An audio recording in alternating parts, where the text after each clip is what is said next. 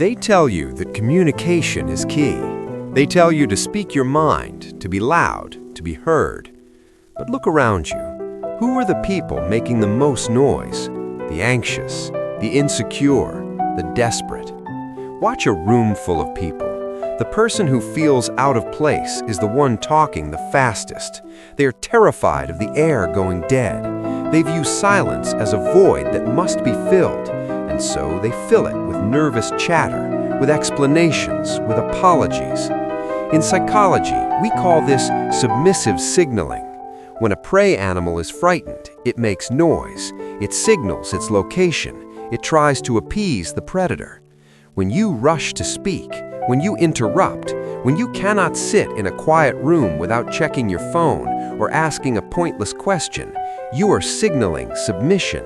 You are telling the world, I am not comfortable with myself. Volume 17 of the Inner Code is not about learning what to say. It is about unlearning the need to speak. Today, we master the silence trick, because in a world that never shuts up, the man who stays quiet is the only one who is actually heard. Let us discuss the mechanics of power. Most negotiations, arguments, and social interactions are lost because one person could not handle the tension. Have you ever asked someone a difficult question? Maybe you asked a boss for a raise or a partner where they were last night. They give you a half answer. They give you a lie. What do most people do? They immediately ask another question. They help the liar out. They break the tension because they feel awkward. But the master does something different. He employs the pressure vacuum. Here is the law.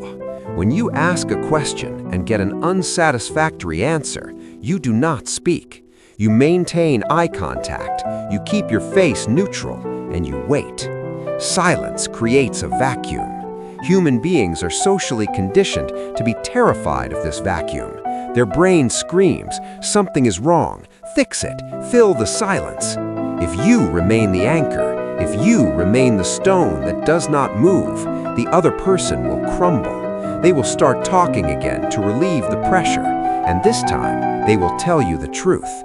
They will bid against themselves. They will reveal their hand. You did not coerce them. You did not yell. You simply let the weight of your silence crush their resistance. This is the power of the zip. Zip the lip, open the eyes. Let them drown in the noise they create while you float in the calm. Let's go deeper. Let's talk about status.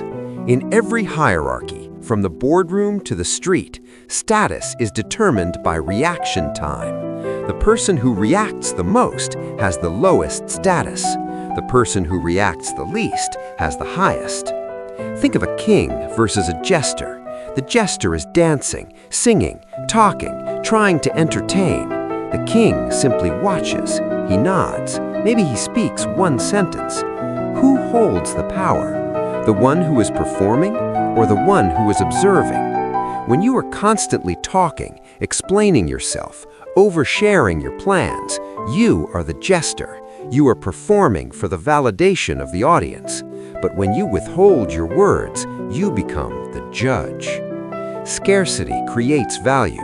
This is a fundamental law of economics, and it is a fundamental law of social dynamics.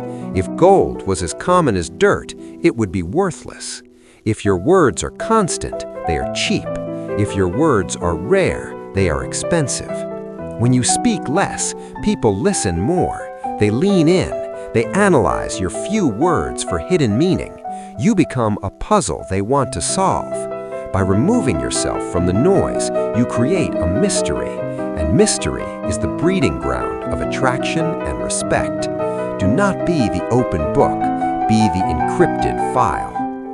But the true power of silence is not just a trick you play on others, it is a gift you give to yourself. We live in the age of distraction.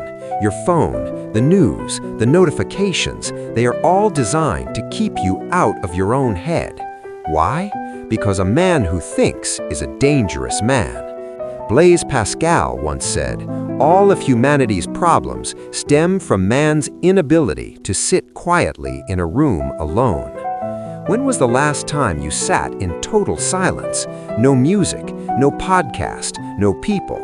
It is terrifying for most, because when the noise stops, the demons come out, the insecurities, the regrets, the fears. Most people run from this. They turn the volume up to drown out their own soul. But the inner code requires you to face it. You must build an internal fortress. Silence allows you to process. It allows you to strategize, while your competition is reacting to the noise of the market, the noise of the trends, the noise of the drama. You are sitting in the fortress, plotting the next 10 moves. Silence lowers your cortisol. It sharpens your focus. It reconnects you with your intuition, that primal instinct that knows what to do before your brain does. You cannot hear your intuition if you are screaming over it. You must cultivate the silence within. You must become the eye of the storm. The world spins, the winds howl, but at the center, you are still. So here is your directive for Volume 17. Stop trying to win the argument. Stop trying to impress them with your stories. Stop trying to fill the awkward pause. Let it be awkward. Let them feel the pressure. Let them reveal themselves. Embrace a silence. It is not empty. It is full of answers. Speak only if it improves upon the silence. Otherwise, keep your counsel. Watch, listen, wait. The one who speaks first loses. The one who holds the silence wins.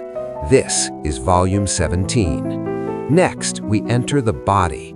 Volume Ignition, Hacking Your Biology. Subscribe, stay silent, stay unshakable.